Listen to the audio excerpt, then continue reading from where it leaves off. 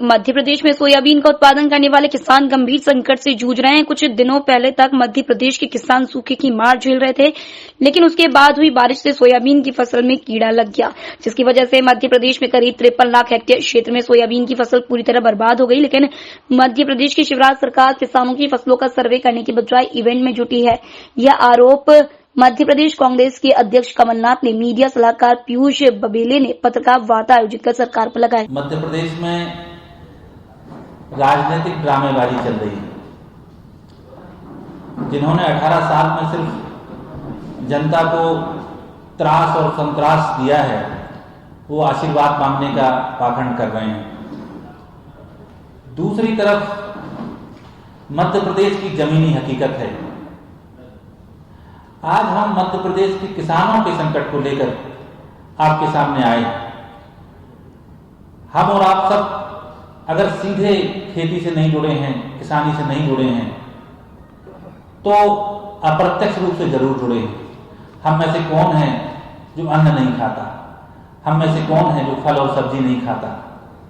लेकिन हमारी ये जिम्मेदारी बन जाती है कि जब हमारा अन्नदाता संकट में हो और हमारी सरकार आपदा में उत्सव मना रही हो, तब हमें उसकी बात उठानी चाहिए।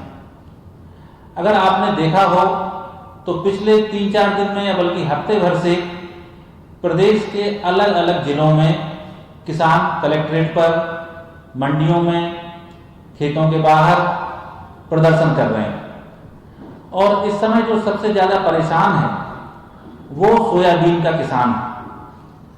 मध्य प्रदेश में करीब 53 लाख हेक्टेयर रकबे में इस बार सोयाबीन की फसल बोई गई थी, और उसमें से जो मोटा अनुमान है, जो किसान बता रहे हैं, जो जानकार बता रहे हैं कि 80% फसल बहुत बुरी तरह से खराब हो चुकी है। 40 लाख से 45 लाख तक किसान परिवार ऐसे हैं जो बुरी तरह तबाह हो गए। ये तबाह होने की वजह क्या है? सबसे पहले वजह पे आते हैं। इस बार 3 चीजें सोयाबीन की फसल के साथ हुई। पहले तो ये हुआ कि सूखे जैसी स्थिति बन गई। आप सबने रिपोर्ट किया कि मध्य प्रदेश में 50 साल का सबसे बड़ा सूखा पड़ रहा है। उस सूखे से फसलें झुलस गईं, बहुत फसल को नुकसान हो रहा था।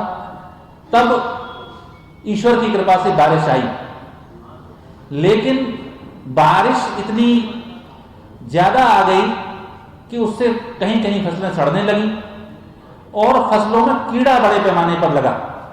कीड़े से फसलें खराब हुई सोयाबीन की। और जब ये बारिश रुकी तो उसके बाद उसकी जो सोयाबीन की फली थी वो चटक गई और खेत में ही उसका दाना झड़ गया। अब इन 3 स्टेप में आप कहेंगे ये तो प्रकृति की मार है। एक कहावत चलती है कि 2 तरह की आपदाएं होती हैं, एक होती है आसमानी और दूसरी होती है सुल्तानी। आसमानी आपदा तो ईश्वर के उससे आती है, लेकिन मध्य प्रदेश की ये आपदा सिर्फ आसमानी नहीं है। ये यहाँ के जो स्वघोषित सुल्तान हैं शिवराज जी, ये सुल्तानी आपदा है। मध्य प्रदेश में सूखा पड़ा तो ये कोई चौंकाने वाली बात नहीं थी, क्योंकि अब जो मौसम विभाग है उसके पास बहुत अच्छी तकनीकें हैं, बहुत बारीकी से सारे पूर्वानुमान आ जाते हैं। अप्रैल में ही ये पूर्वानुमान आ जाते हैं कि अगले 4 महीने जो चौमासा होता है, जो मानसून का सीजन होता है, उसमें किस तरह का स्थिति रहेगी, तो उसको तैयारी सरकार कर सके, इसके लिए वो आ जाता है। फिर मई में आता है, फिर जून में आता है। लेकिन शिवराज जी ने कोई फोरकास्ट मौसम का नहीं देखा, कोई तैयारी नहीं की, और सूखा जब आ गया और त्राही होने लगी तो उन महाकाल की आराधना करने लगे जिनके साथ ये पहला ही घोटाला कर चुके थे, जिनकी मूर्तियों में इन्होंने घोटाला किया था।